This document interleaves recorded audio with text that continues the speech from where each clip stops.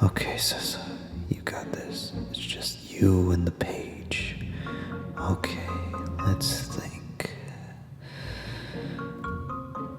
Come on, Sessa, you got this.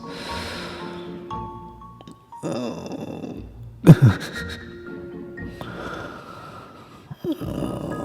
come on, Sessa. You can write this. Let me see here. I got a great outline.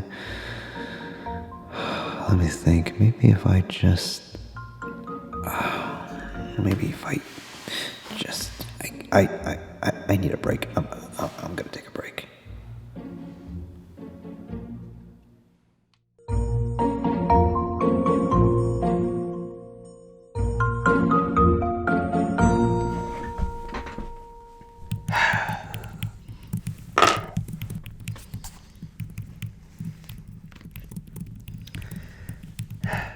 You know, it's funny. Even though we know what our idea is, we figured out our outline, we know what our beginning, middle, and end is, our act 1, act 2, act 3, we have our inciting incident, we have all of that. But for some reason, when we look at that blank page with that blinking cursor just on and off, are you sure? Are you sure? Are you sure? It it can drive anyone crazy. It really can, but it's tough to be a screenwriter. It is. It really is. And I think it's important that we have these anxiety moments inside of us because it just builds our desire to really go through with this project. And I mean, I can't even tell you how many times I've had moments like this. Not just filmmakers, just artists in general. We have these moments where we just like kind of second guess ourselves. But I think as screenwriters, we get like scared about trying to find every single little thing and making sure it's like pitch perfect, but you just gotta get it out of the way. Just have something written down on the page because something is better than nothing. So you're probably wondering where you can find screenwriting software. Luckily for me, since I'm a film student, I have access to Final Draft. Final Draft is a very popular, well-known screenwriting software used in like 95% of Hollywood productions. You know, it does a lot more than formatting a screenplay and like the correct margins and stuff like that. It actually has like beat sheets, it has story mapping capabilities, character reports, scene reports. It has a lot of analysis when it comes to writing your script. It's a really great software, but of course it's pretty expensive. Something that I used to use was called Celtex.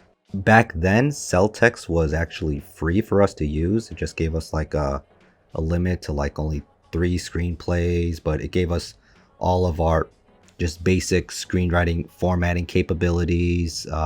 So that's what I used throughout of high school. But looking at their website right now, it looks like that isn't the case anymore. It looks like now there's a subscription that you have to do. I mean, if you're willing to pay a subscription fee, you know, there's that.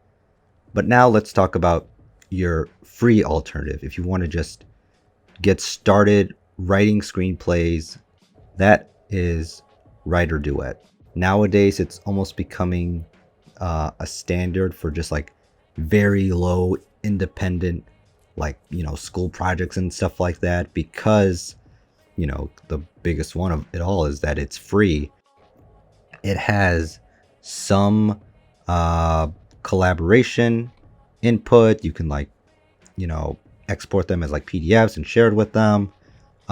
They do have, looking at their pricing, they do have like, you know, just like with Celtex, they have like premium versions, a pro version and stuff like that. So yeah, I know some people that do use Writer Duet, and this is probably something, if Celtex was not around, I probably would be using Writer Duet.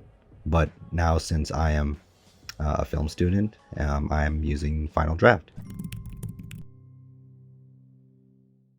I'm going to be using Final Draft to show you how to properly format your screenplay and what you need to include. There are 5 essential elements you need to have: slugline, action, character, dialogue, and parentheticals.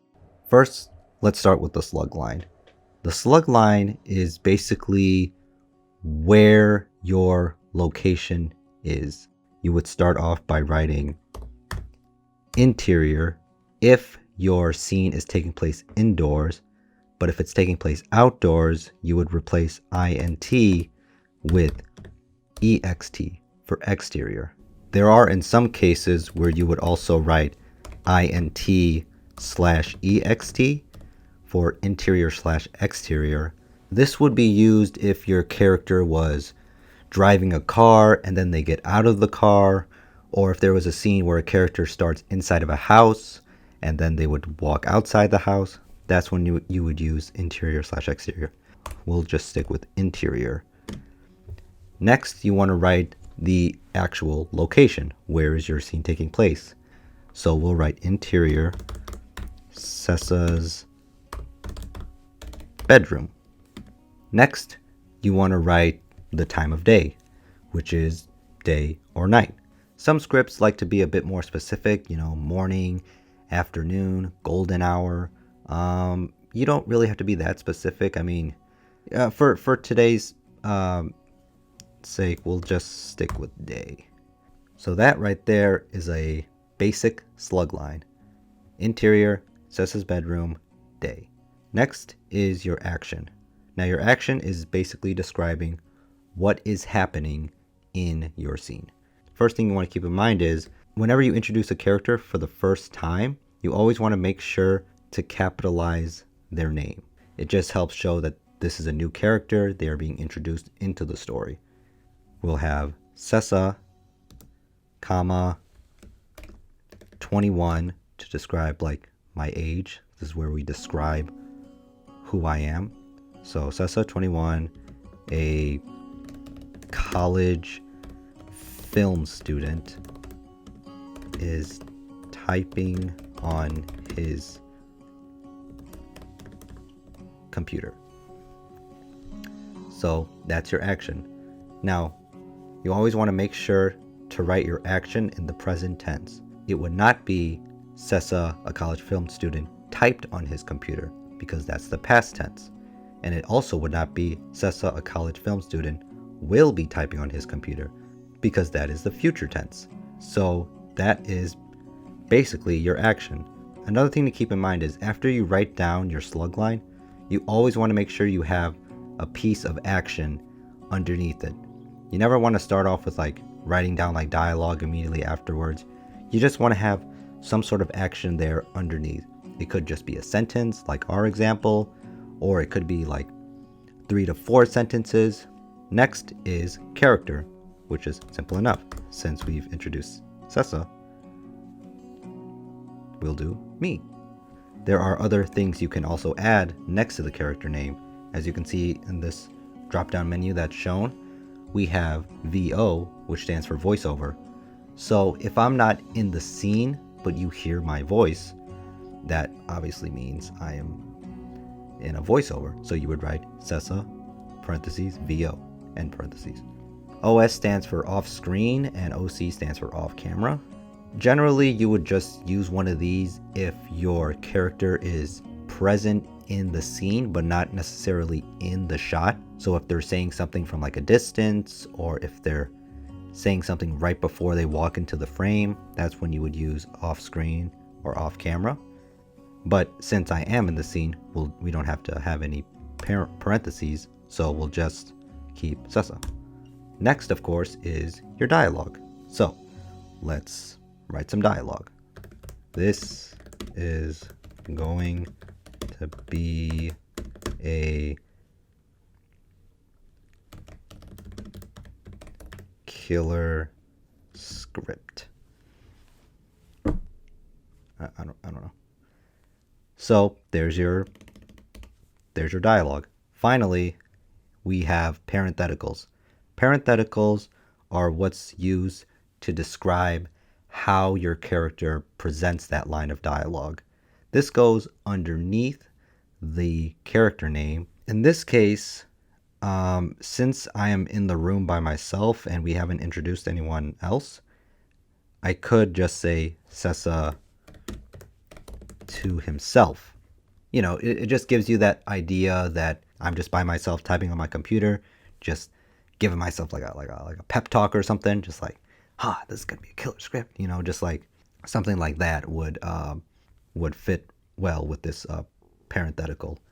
Now, you don't want to write a parenthetical for every single line of dialogue because for your actors, it's best that they try to figure out the tone and emotion of your script, and that's where like a director's job would come in on how they should deliver that line.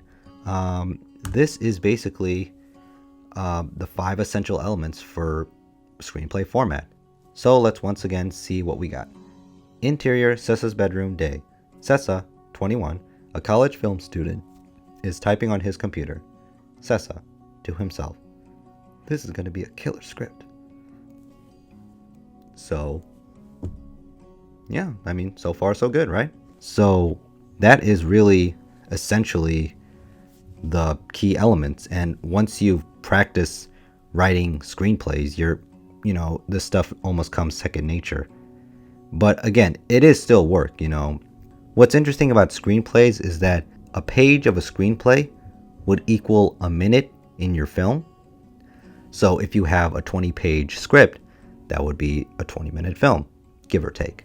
I've written 5-page screenplays, I've written 15 pages, I've written 20 pages, and just the other day I finished my second draft of my first feature-length script, which stands in at 112 pages.